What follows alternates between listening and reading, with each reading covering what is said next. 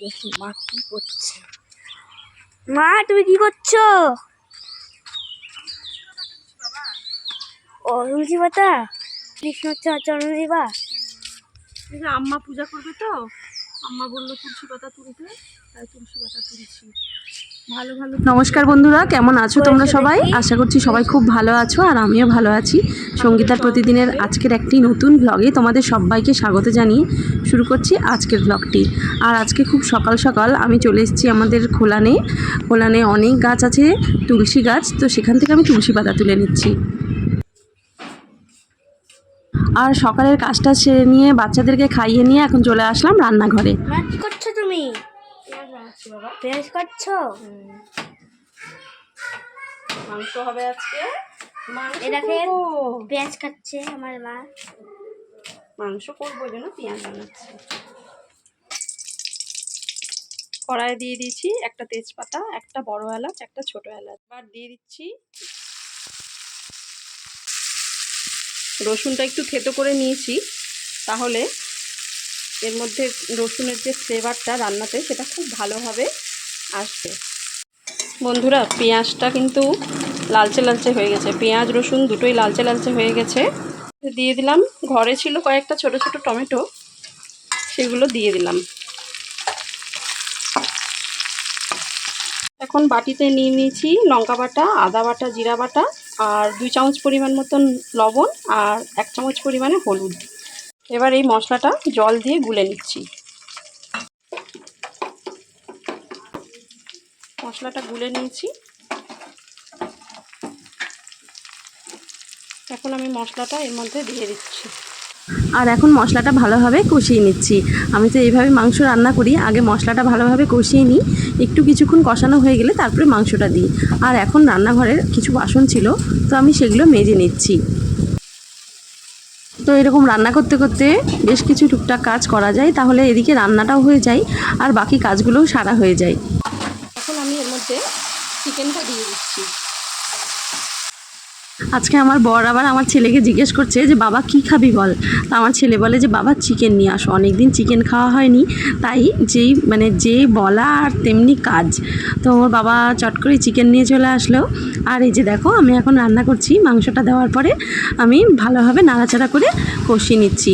কিছুটা কষানো হয়ে গেছে, কষানোর পরে আমি আলুটা দিয়ে দিলাম।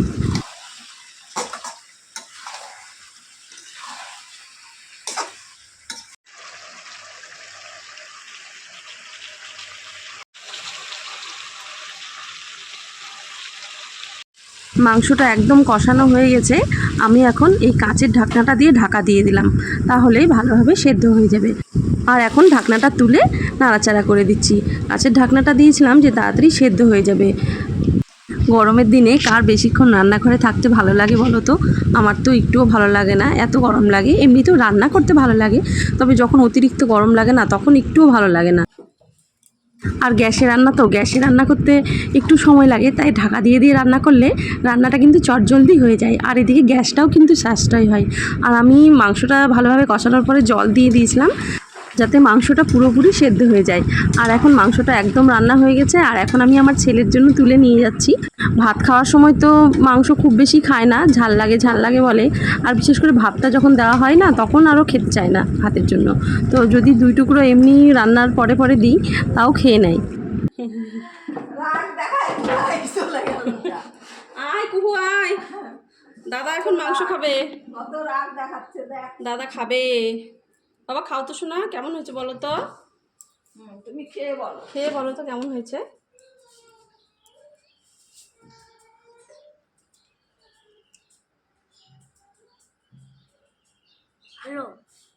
ভালো হয়েছে? বাহ।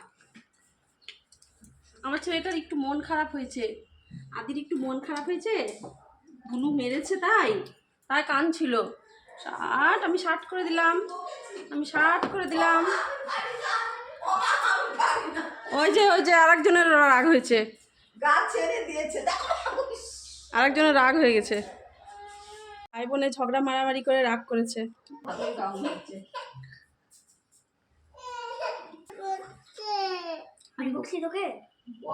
বকেনি তো দাদা ভালো, কিচ্ছু বলেনি তোমাকে। দাদা কাঁদতে ধরলো। ও তো ঝাল লাগবে না।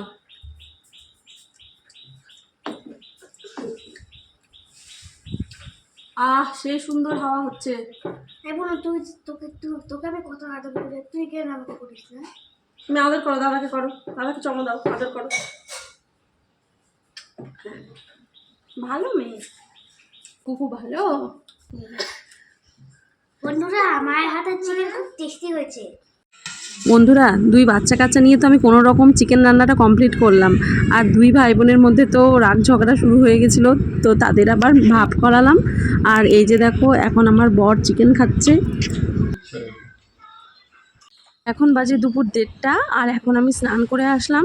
তো রান্নাবাড়ি করার পরে খুব গরম লাগছিল, তো স্নান টান সেরে নিলাম। আর বেশ কিছু জামা কাপড় ছিল, তো সেগুলো ধুয়ে মেলে দিলাম।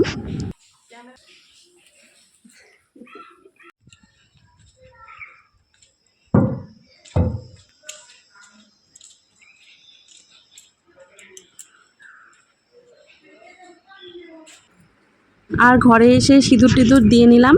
আর অসম্ভব খিদে পেয়ে গেছে, তো চলো এখন আমরা খেতে বসি। আমরা এখন সবাই একসাথে খেতে বসেছি।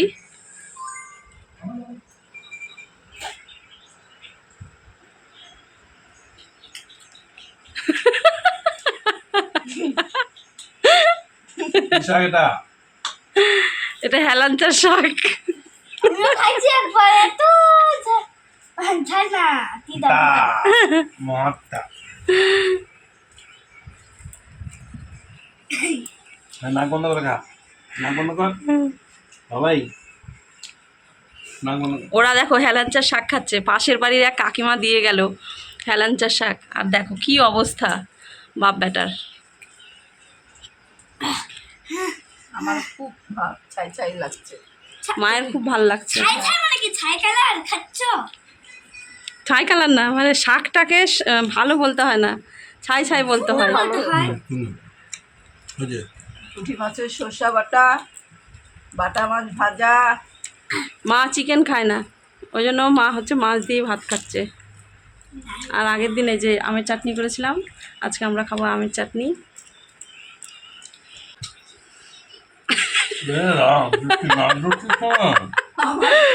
আমার দিদা করতো, আমার মা করে।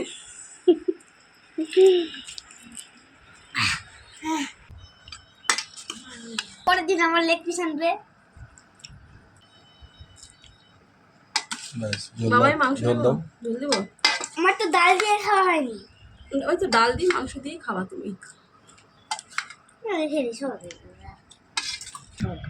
হাড় হুট দিয়ে শুরু হবে। ভাত রুটি দিইনি, মাংস দিয়েছি। এই যে দেখো, এই যে আলু দিয়েছি, মাংস দিয়েছি, খাও। খা।